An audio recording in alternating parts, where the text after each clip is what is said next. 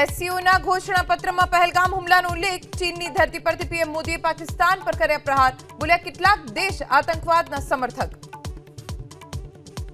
आतंकवाद पर कोई भी डबल स्टैंडर्ड स्वीकार्य नहीं होंगे।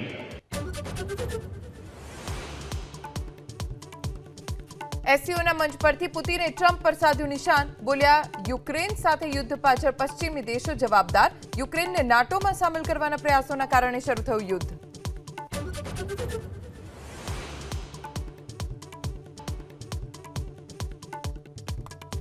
હિમાચલ પ્રદેશના શિમલામાં ભૂસ્ખલનના કારણે અનેક રસ્તા બંધ, રુદ્રપ્રયાગમાં કેદારનાથ યાત્રાના રૂટ પર ભેખડો ધસી પડતા 2 લોકોએ ગુમાવ્યો જીવ।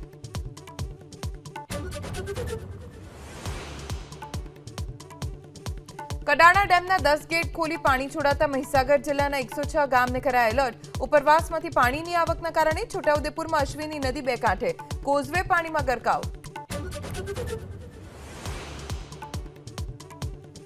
સંઘ પ્રદેશના સાંસદ ઉમેશ પટેલે યુપી બિહારના અધિકારીઓનું અપમાન કર્યાનો આરોપ, દમણમાં રહેતા ઉત્તર પ્રદેશના લોકોએ સાંસદના પુતળાનું કર્યું દહન।